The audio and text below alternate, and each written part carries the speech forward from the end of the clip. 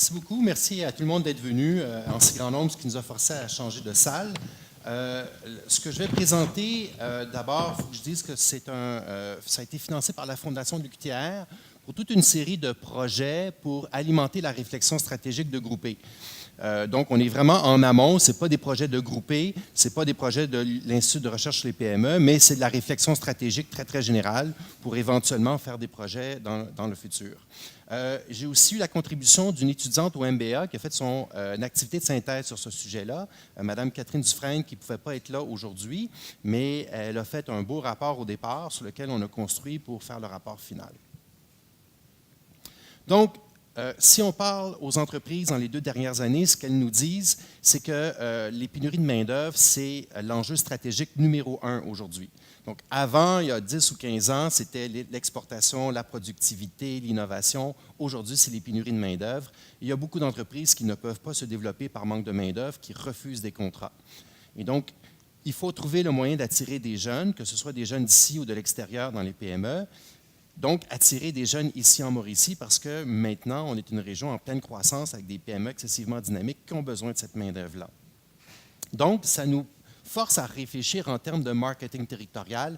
Quel marketing territorial faire pour attirer des jeunes ici dans la région? Et c'est pour ça qu'on a fait une enquête auprès des étudiants universitaires sur des campus à Montréal et à l'Université Laval à Québec.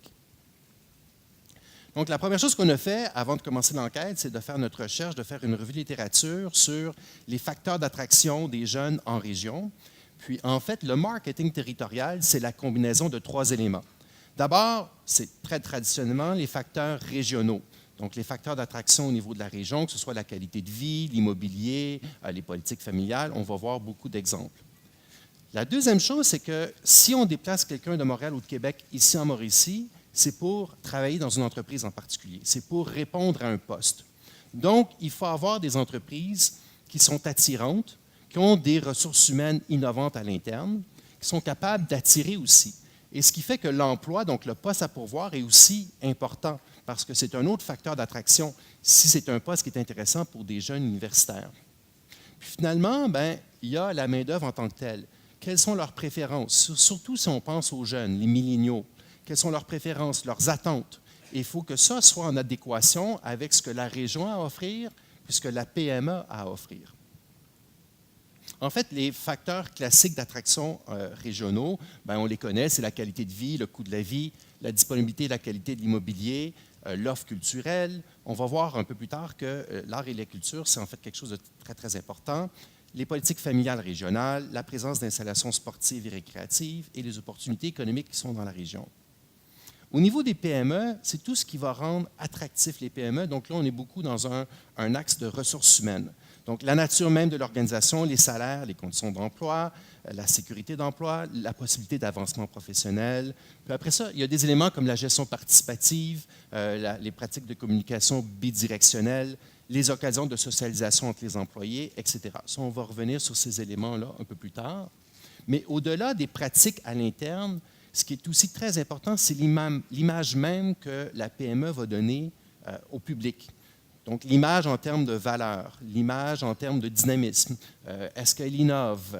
Est-ce elle est dans un créneau qui est porteur? Quelle est l'éthique de l'organisation? Quelle est la santé financière? Quelle est son ouverture au changement? Est-ce qu'on pense avoir un climat de travail intéressant à l'intérieur même de l'entreprise? Et ça, c'est des éléments qui sont très marketing, mais qui sont excessivement importants pour les jeunes. Puis finalement, il y a la main-d'œuvre. Quelles sont les caractéristiques des milléniaux? On parle beaucoup des milléniaux, mais bizarrement, on n'en connaît pas tant sur eux. En termes de marketing, il y a beaucoup d'études. Mais en termes de marketing territorial, de marché de l'emploi, il y a beaucoup moins d'études. Et ça nous a surpris. On pensait qu'il y avait beaucoup de choses sur ça. Puis en fin de compte, il n'y a pas grand-chose. Puis parallèlement à ça, on fait une autre étude actuellement qui est sur la fréquentation des arts et de la culture ici en Mauricie. Puis moi, j'étais sûr que sur la fréquentation des arts et de la culture des milléniaux, il y aurait beaucoup d'études. En fait, il n'y a presque rien. Donc, on voit que c'est un sujet qui est quand même porteur. Donc, c'est ce qui nous a amené à vouloir faire cette enquête-là, parce qu'il y avait un manque au niveau de la littérature. Donc, l'enquête, en fait, elle est en 3 parties. Il y a une première partie de l'enquête qui porte sur les entreprises. Dans quel genre d'organisation des jeunes universitaires veulent aller travailler? La deuxième partie, c'est sur les régions. Donc, qu'est-ce qui pourrait convaincre des jeunes de Montréal ou de Québec de se déplacer en région? Puis la troisième partie porte sur l'attractivité de la Mauricie. Donc, on va faire une adéquation entre les trois éléments. Donc là, ça, c'est une erreur. On a 748 répondants qui ont moins de 35 ans dans tout domaine d'études, de l'UQAM, Université de Montréal, HEC, Université Laval. Alors, pourquoi on a pris tous ceux qui sont en bas de 35 ans puis tout domaine d'études? Parce que les pénuries de main-d'œuvre ici en Mauricie sont dans tous les domaines possibles. Tous ceux qui veulent venir travailler, on les prendrait. Donc, on ne s'est pas restreint. Et ça a été réalisé l'année passée. Voici le profil des répondants. Donc, l'âge moyen est de 23 ans. Donc, il y a des gens au bac et à la maîtrise. Il y a plus de répondants femmes que hommes, ce qui reflète les proportions d'étudiants universitaires actuellement.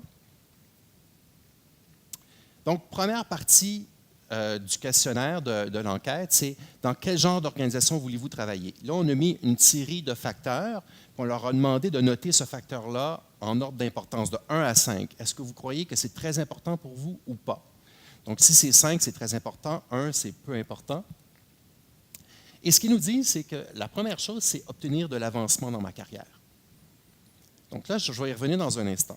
Les deux autres éléments, c'est des éléments classiques. C'est quoi le salaire? C'est quoi les conditions d'emploi, la sécurité d'emploi? Ça, c'est un classique, le salaire. Donc, les gens vont toujours répondre un salaire. Si vous faites une entrevue d'emploi, les gens vont dire quel est le salaire. Trois éléments, c'est collaboration et coopération entre employés, relever des défis à la hauteur de mes compétences, horaire de travail flexible, équilibre entre la vie professionnelle et la vie familiale. Donc, on voit qu'il y a toute une série de facteurs qui sont non monétaires ici, qui sont excessivement importants. Et quand on a discuté avec les jeunes, en fait, ce qu'on devine, c'est qu'eux sont dans un projet d'épanouissement d'eux-mêmes. Ils veulent une réalisation d'eux-mêmes. Une réalisation, un épanouissement autant au niveau professionnel que personnel. Et encore mieux, un épanouissement où le projet de l'individu peut se réaliser à la fois au travail que dans sa vie personnelle, donc de mixer les deux. Et c'est ce que ça nous dit ici. Donc, relever des défis à la hauteur de mes compétences, épanouissement professionnel, travail flexible, donc épanouissement personnel et professionnel, et cet équilibre entre la vie professionnelle et la vie familiale, donc le projet familial aussi. Ce qui fait que le salaire n'est pas nécessairement l'élément le plus important pour attirer les jeunes. C'est toutes les conditions qui sont autour qui vont être excessivement importantes. Deuxièmement, on leur a demandé qu'est-ce qui pourrait vous amener à sortir de la grande région de Montréal ou la grande région de Québec, sans spécifier la Mauricie. Ils nous ont dit la première chose, c'est le coût du logement et le coût de la vie. Alors là, il faut se rappeler que l'enquête, c'est en moyenne des étudiants de 23 ans qui habitent à Montréal ou à Québec. Alors, c'est sûr que dans ces conditions-là, la disponibilité de logement pas cher, c'est stratégique pour eux parce qu'à Montréal, vous savez, on va peut-être avoir une crise du logement là, ce printemps. Trouver du logement abordable, ce n'est pas facile. Donc, c'est sûr que ça apparaît en premier lieu. La deuxième chose, ils nous disent, on veut quand même être proche de Montréal et de Québec. On ne veut pas trop s'éloigner. Pourquoi ils nous disent ça? D'abord parce qu'ils nous disent, on a des amis à Montréal, on ne veut pas s'éloigner de nos amis. Notre famille est ici, on ne veut pas s'éloigner de notre famille. Donc, on ne veut pas s'éloigner de nos réseaux. On ne veut pas s'éloigner des commerces que l'on a à Montréal. Puis, on ne veut pas s'éloigner de la vie culturelle de Montréal ou de Québec. C'est ce qu'ils nous disent. Le troisième élément, ça revient encore à l'immobilier. Facile de trouver du logement. Le quatrième élément est très important. Avoir l'impression de se joindre à une région qui est dynamique au niveau économique. Donc, la perception du dynamisme économique de la région est importante. L'autre élément, puis là, je vous l'avais dit que j'allais revenir là-dessus, vie culturelle dynamique et calendrier des arts et spectacles qui est varié. Ça, c'est important pour eux. Puis, il faut se rappeler que c'est des gens de Montréal et de Québec. Donc, ils sont habitués à avoir cette effervescence culturelle. Environnement favorable pour les jeunes familles, installations sportives et de plein air. Puis après ça, c'est des points qui sont légèrement moins importants. Maintenant, la troisième partie de l'enquête porte sur leur connaissance de la Mauricie et l'attractivité de la Mauricie. Donc là, pour le moment, on ne leur a pas dit que ça portait sur la Mauricie. On l'annonce à partir de ce moment-là. On leur a demandé de nommer 3 choses associées à la Mauricie. N'importe quoi, des personnes, des lieux, des événements, n'importe quoi. 46% des gens n'ont pas pu répondre ne serait-ce qu'une chose. Ça, c'est un peu troublant, ça. Mais c'est une bonne nouvelle. Je vais vous dire pourquoi un peu plus tard. Okay? Ensuite, il y a des gens qui connaissent leur géographie. Ils m'ont dit, ah, peut-être que Trois-Rivières, c'est en Mauricie. Ah oui. Shawinigan, c'est en Mauricie, oui. La Tuque aussi, oui. Donc, si on additionne ceux qui connaissent juste leur géographie, plus ceux qui ne savent absolument rien, c'est 65% des gens qui ne connaissent rien de la Mauricie. Okay? Donc, ça, c'est un chiffre qui est énorme. Après, ce qui vient le plus souvent, c'est la nature. Les gens disent, ah, il y a du bois, il y a de la nature, il y a un parc. Puis, il y a des gens qui sont plus précis que ça pour nous dire, c'est le parc de la Mauricie. Donc, le parc de la Mauricie, ça, c'est très, très vendeur. L'UQTR, bon, ça, heureusement, on est à l'UQTR, donc il y a quand même 58 mentions sur les 748, mais quand même, il me semble que l'UQTR, c'est connu, donc les gens peut-être ne font pas le lien entre Trois-Rivières et la Mauricie ou entre l'UQTR et la Mauricie. Peut-être c'est juste le mot Mauricie qui ne vient pas les chercher. Mais quand même, on est l'UQTR quatrième, là, donc c'est pas si pire. Ensuite, cinquième, les gens disent, ah oui, vous êtes une région éloignée. Non, non. Et vous allez voir qu'en fait, c'est une bonne nouvelle qu'on ne le soit pas. Hein? Parce que j'étais dans le Bas-Saint-Laurent il y a 2 semaines, puis je leur ai parlé un petit peu de ces choses-là. Puis là, ils ont dit, ah oui, mais nous, on est une région vraiment éloignée pour vrai. C'est plus compliqué. La Cité de l'énergie. Donc là, on est dans des petits chiffres. Là. 14 personnes. Le Festival Western de Saint-Tite, les Pâtes et Papiers, la vieille prison de Trois-Rivières, Saint-Élie-Caxton. Ça, je suis surpris. Je pensais qu'on allait plus nous parler de Saint-Élie. Fred Pellerin, les petits poissons des Chenaux, puis le Festival de la poésie. Mais là, vous voyez, là, les Chenaux puis la poésie, là, c'est 2 personnes sur 748. Puis après ça, il n'y a plus rien, là. C'est ma liste. Hein? OK. Alors, ensuite de ça, on leur a demandé, vous vous souvenez, on avait les facteurs d'attraction en région. Maintenant, on leur a demandé quelles sont vos perceptions de ces facteurs-là, mais par rapport à la Mauricie. Et la première chose que vous devez noter, là, c'est le nombre de personnes qui ont pu répondre. Je ne sais pas, je ne peux pas répondre, je ne connais pas assez. Donc, des fortes proportions de gens qui ne sont même pas capables d'évaluer la Mauricie sur ces facteurs-là, ce qui est normal parce qu'il y a 46% des gens qui ne connaissent pas du tout. La circulation et le trafic, c'est la perception la plus positive. Les gens devinent bien qu'en région, la circulation et le trafic est moins pire qu'à Montréal. Okay? Ça, c'est facile à battre. Le deuxième élément, c'est le coût de la vie. Donc, les gens sont conscients qu'en région, particulièrement en Mauricie, le coût de la vie doit être plus bas qu'à Montréal et à Québec, mais ça, probablement, c'est aussi par déduction. Même chose pour le coût des logements. Ensuite, on parle de présence d'installations sportives et de plein air. Encore une fois, les jeunes font un petit lien entre la Mauricie et le plein air. Donc, ça, ils savent. Ensuite, le mode de vie ici dans la région, conditions d'emploi, niveau de soutien à l'établissement de jeunes familles, puis après ça, c'est des points qui sont un petit peu moins importants.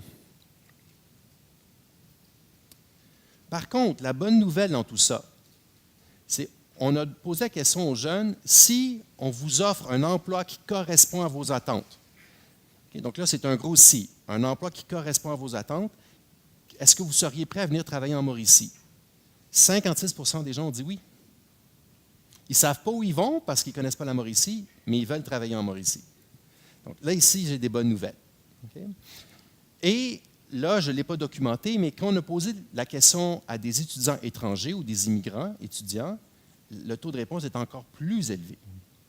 Donc, il y a un fort potentiel ici. Ceux qui ont dit non, ça ne m'intéresse pas. Pourquoi? Bien, parce qu'ils nous ont dit qu'on veut un mode de vie urbain. C'est ça qu'on aime.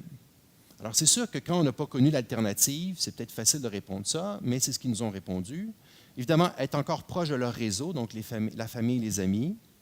Ils nous ont parlé du transport en commun. Ils nous ont posé comme question, avez-vous du transport en commun à Trois-Rivières ou à Shawinigan? Alors, moi, je leur ai dit la réponse officielle, c'est oui.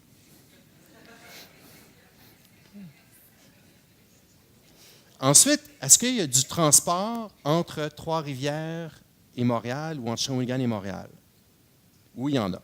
Mais, parce que dans leur idée, ils ne veulent pas utiliser la voiture. C'est du monde qui habite à Montréal et à Québec. Okay? Donc, ils espèrent ne pas utiliser de voiture. Okay? Donc, vous voyez, il y a un écart là, ici qui est quand même assez important. Diversité et proximité des services de commerce, donc avoir l'impression d'être plus proches des commerces à Montréal qu'ailleurs. Et ils sont revenus encore avec les arts et la culture. C'est très important pour eux. Ensuite, on leur a posé comme question, qu'est-ce qu'on peut faire ici en Mauricie, sans être plus précis que ça? Qu'est-ce qu'on peut faire pour vous attirer en Mauricie? Évidemment qu'on prend un jeune comme ça, dans un couloir d'université, puis on pose la question à froid. La première réponse spontanée dit donner des bons salaires. Okay, donc, salaire, conditions d'emploi, avantages sociaux, ça arrive en premier. Mais je pense que c'est juste un réflexe à froid de dire qu'est-ce qu'on fait pour attirer des gens? On leur donne plus d'argent. Ensuite, évidemment, que le deuxième élément, c'est visibilité de la région. On ne vous connaît pas. Qu'est-ce que vous avez à offrir? Donc, d'où le marketing territorial. Les gens nous ont parlé de publicité, d'information, de promotion. Troisième élément, on en revient à culture, loisirs, divertissement. La qualité de vie, ça aussi, ça va attirer des jeunes. Les opportunités, les types d'emploi, le logement, et puis après ça, les autres, c'est des éléments un petit peu moins importants. Tout ça nous permet de faire une toute petite analyse d'alignement stratégique. Donc, on a mesuré l'importance des facteurs régionaux chez les jeunes. Ensuite, on leur a demandé la perception envers la Mauricie. Puis, on connaît la réalité. Est-ce qu'on a un bon alignement? Donc, on va faire l'exercice. Donc, ce qu'ils nous ont dit, c'est que le coût du logement et le coût de la vie, c'est très important pour eux. Donc là, importance très forte. Quelle est leur perception de la Mauricie? La perception, elle est forte. Ils savent qu'on a un coût de la vie qui est plus bas ici. Parfait. Quelle est la situation réelle? Bien, on sait, ça a été documenté qu'en Mauricie, acheter une maison où le coût de la vie est plus bas. Donc ici, on a un alignement stratégique qui est très fort. Parfait. Le deuxième élément, c'est proximité des grands centres. On ne veut pas s'éloigner de notre réseau. Donc, l'importance est très forte. La perception est très faible. Les gens ne savent pas où on est. Les gens pensent qu'on est une région éloignée. Mais dans la réalité, on est très chanceux d'être à 1h20 de Montréal et 1h20 de Québec. Donc, si les gens veulent visiter leurs amis ou aller voir leur parenté ou aller voir un concert à Québec, ils peuvent le faire dans un aller-retour assez facilement. Et donc là, l'alignement stratégique, elle est faible, pas à cause de la région, mais à cause du manque de notoriété. Et donc ça, c'est beaucoup plus facile parce que il suffit ici de faire de la publicité. Parce que si c'est un des facteurs qui est en faiblesse, c'est plus difficile de changer un des facteurs que d'avoir une force dans ce facteur, puis tout simplement d'avoir à l'annoncer. Les salaires, ils nous disent ça, c'est important, donc importance forte. La perception, c'est que c'était moyen.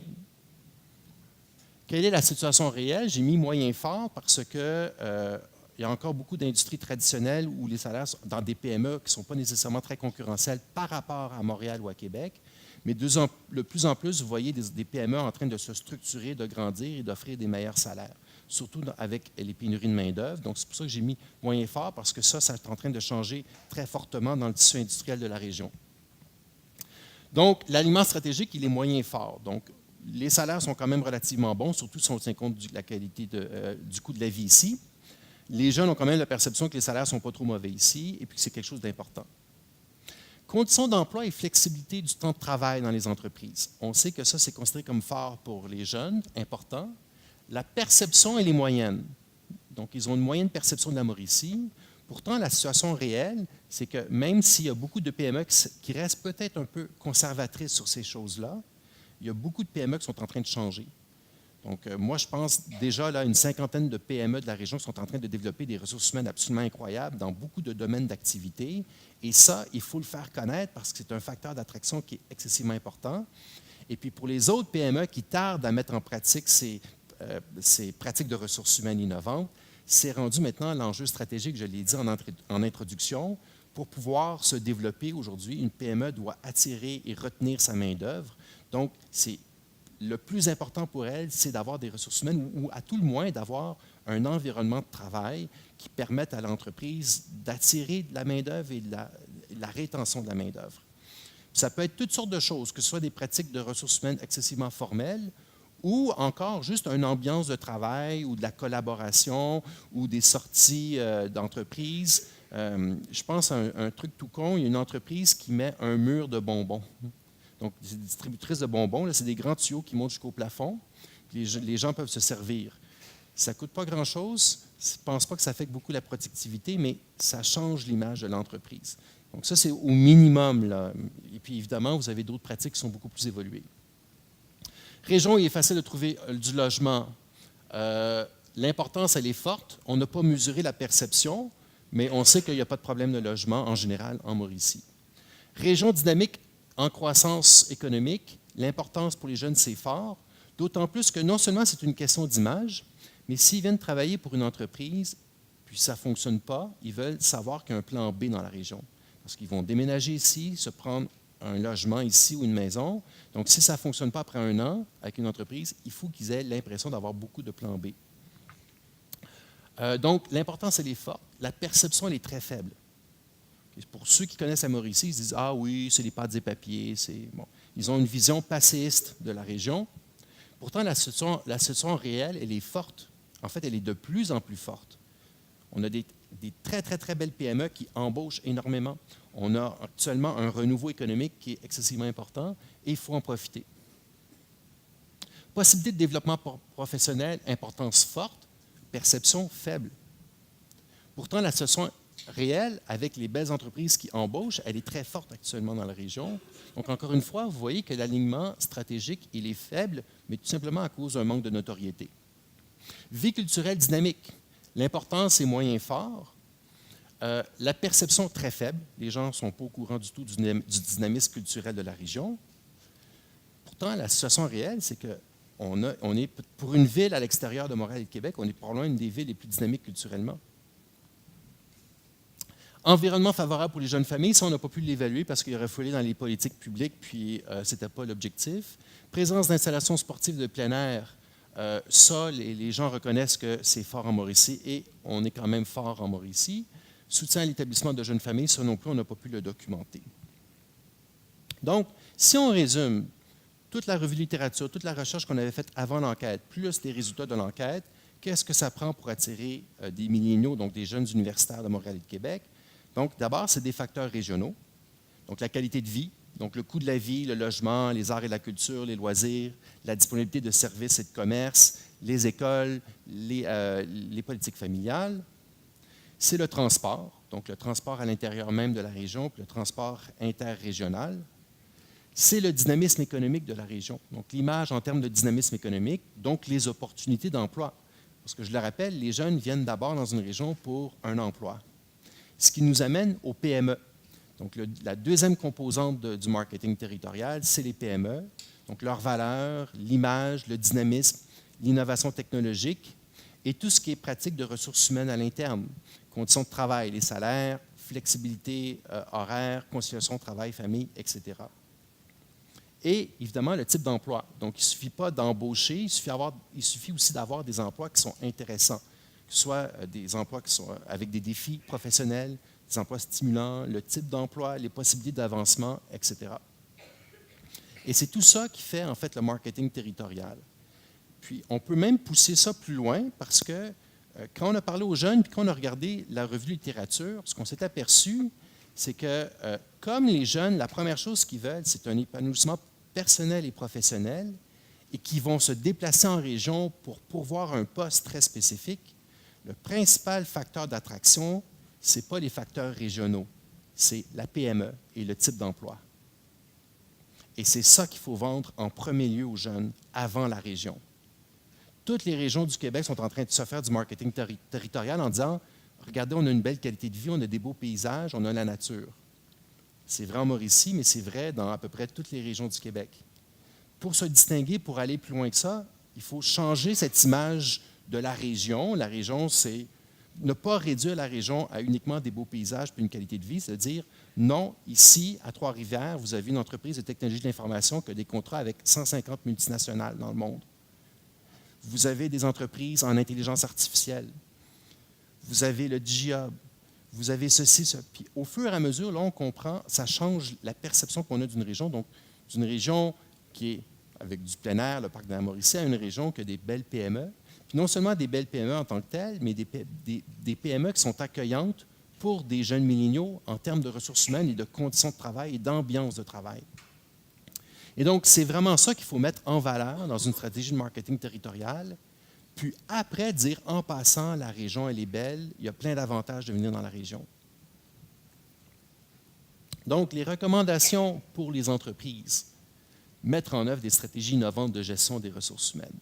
C'est l'axe stratégique numéro un en perspective des pénuries de main-d'œuvre. Donc, il y a du monde qui sont très en avance là-dessus, il y a du monde qui prennent conscience graduellement de ça, et il y a du monde qui ne savent pas trop comment faire et qui hésitent. La deuxième chose, c'est que si on croit à ce que je viens de dire tantôt, c'est-à-dire que c'est les entreprises qui sont les principaux facteurs d'attraction pour attirer des jeunes, qui sont les mieux placés pour témoigner de l'ambiance de travail dans une entreprise? C'est les employés.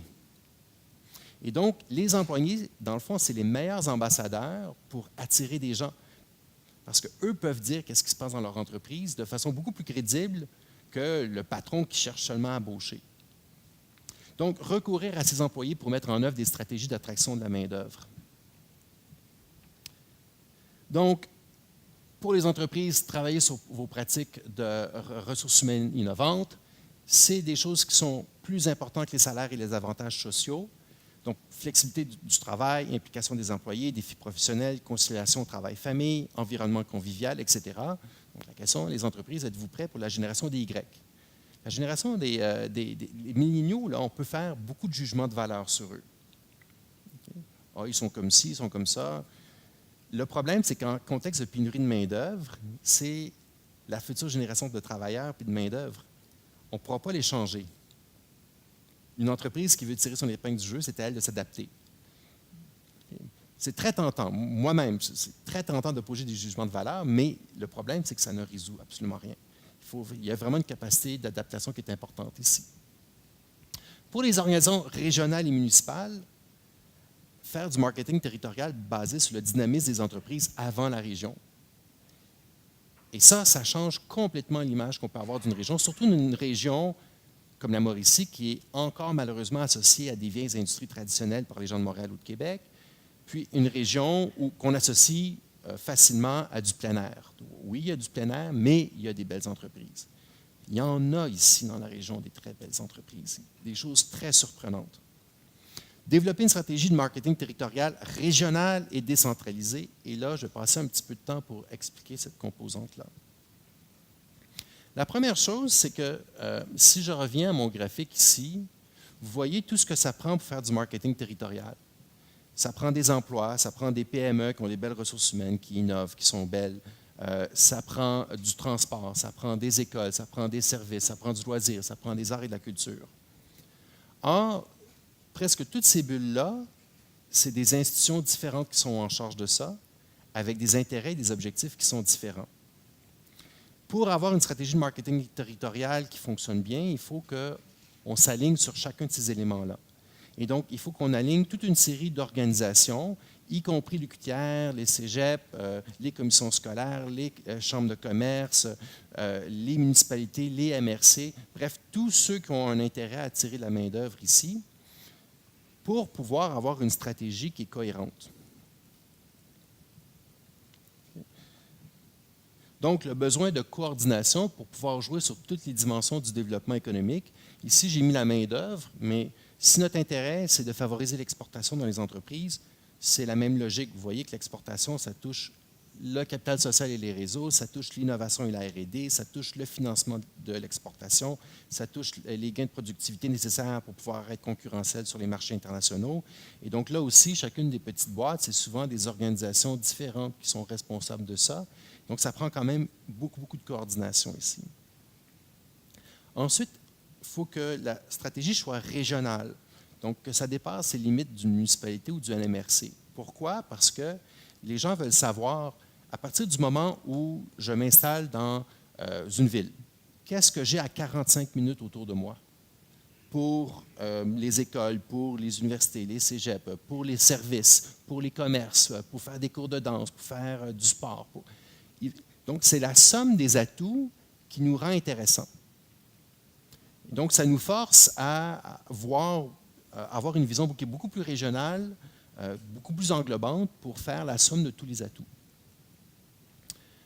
Un autre exemple lié à ça c'est on a géolocalisé dans un secteur d'activité que je ne peux pas vous nommer parce que c'est confidentiel, mais c'est un secteur d'activité très important en Mauricie.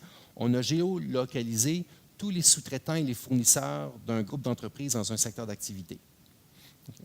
Donc, évidemment, ils ont des sous-traitants partout dans le monde. Il y a une forte concentration autour de Québec, une forte concentration autour de Montréal, mais on voit un axe Shawinigan-Bécancour. Donc là, ça laisse apparaître le territoire naturel économique pour ce secteur d'activité-là, qui, évidemment, dépasse les frontières administratives, les frontières municipales, les frontières des MRC, puis les frontières des régions administratives.